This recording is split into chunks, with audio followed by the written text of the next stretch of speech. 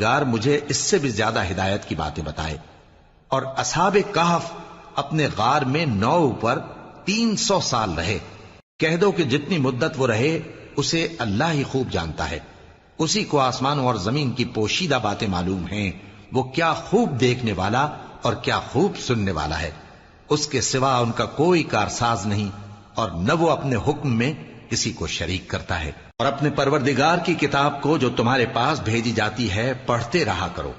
اس کی باتوں کو کوئی بدلنے والا نہیں، اور اس کے سوا تم کہیں پناہ بھی نہیں پاؤ گے۔ اور جو لوگ صبح و شام اپنے پروردگار کو پکارتے اور اس کی خوشنودی کے طالب ہیں، ان کے ساتھ صبر کرتے رہو، اور تمہاری نگاہیں ان میں سے گزر کر اور طرف نہ دوڑیں کہ تم دنیاوی زندگی کی رونقوں کے خواستگار ہو جاؤ۔ اور جس شخص کے دل کو ہم نے اپنی یاد سے غافل کر دیا ہے اور وہ اپنی خواہش کی پیروی کرتا ہے اور اس کا کام حد سے بڑھ گیا ہے، اس کا کہا نہ ماننا۔ اور کہہ دو کہ لوگوں، یہ قرآن تمہارے پروردگار کی طرف سے برحق ہے، تو جو چاہے ایمان لائے اور جو چاہے کافر رہے۔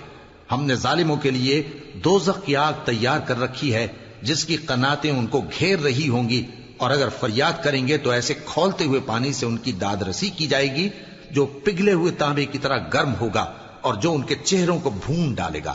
ان کے پینے کا پانی بھی برا اور آرام گاہ بھی بری۔ اور جو ایمان لائے اور کام بھی نیک کرتے رہے تو ہم نیک کام کرنے والوں کا اجر ضائع نہیں کرتے۔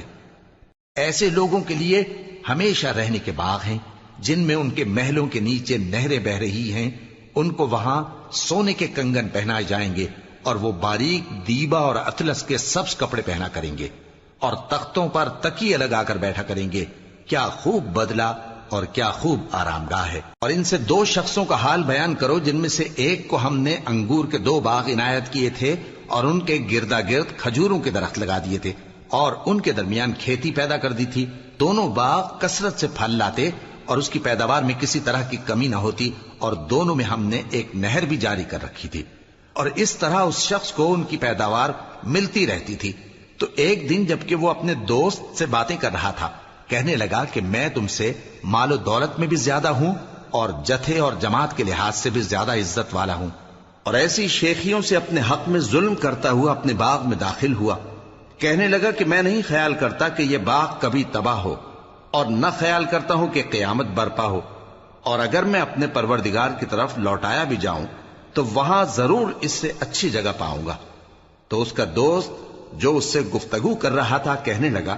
کہ کیا تم اس ذات سے کفر کرتے ہو جس نے تم کو مٹی سے پیدا کیا، پھر نطفے سے، پھر تمہیں پورا آدمی بنایا؟ مگر میں تو یہ کہتا ہوں کہ اللہ ہی میرا پروردگار ہے، اور میں اپنے پروردگار کے ساتھ کسی کو شریک نہیں کرتا۔ اور جب تم اپنے باغ میں داخل ہوئے تو تم نے ما شاء اللہ لا قوت الا باللہ کیوں نہ کہا؟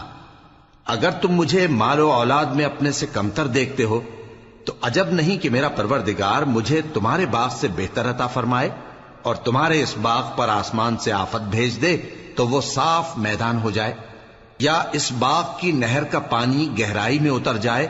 تو پھر تم اسے تلاش نہ کر سکو، اور اس کے میووں کو عذاب نے آ گھیرا اور وہ اپنی چھتریوں پر گر کر رہ گیا، تو جو مال اس نے اس پر خرچ کیا تھا اس پر حسرت سے ہاتھ ملنے لگا اور کہنے لگا کہ کاش میں اپنے پروردگار کے ساتھ کسی کو شریک نہ بناتا۔ اس وقت اللہ کے سوا کوئی جماعت اس کی مددگار نہ ہوئی اور نہ وہ بدلہ لے سکا۔ یہاں سے ثابت ہوا کہ حکومت سب اللہ کی ہے، جو معبود برحق ہے وہی بہترین ثواب عطا کرنے والا اور بہترین انجام لانے والا ہے۔ اور ان سے دنیا کی زندگی کی مثال بھی بیان کر دو کہ وہ ایسی ہے جیسے پانی جسے ہم نے آسمان سے برسایا تو اس کے ساتھ زمین کی پیداوار مل کر نکلی، پھر وہ چورا چورا ہو گئی کہ ہوائیں اسے اڑاتی پھرتی ہیں، اور اللہ تو ہر چیز پر قدرت رکھتا ہے۔ مال اور بیٹے تو دنیا کی زندگی کی رونق و زینت ہیں، اور نیکیاں جو باقی رہنے والی ہیں وہ ثواب کے لحاظ سے تمہارے پروردگار کے ہاں بہت اچھی اور امید کے لحاظ سے بہت بہتر ہیں۔ اور جس دن ہم پہاڑوں کو چلائیں گے اور تم زمین کو صاف میدان دیکھو گے، اور ان لوگوں کو ہم جمع کر لیں گے تو ان میں سے کسی کو بھی نہیں چھوڑیں گے، اور سب تمہارے پروردگار کے سامنے صف باندھ کر لائے جائیں گے، تو ہم ان سے کہیں گے کہ جس طرح ہم نے تم کو پہلی بار پیدا کیا تھا اسی طرح آج تم ہمارے سامنے آئے،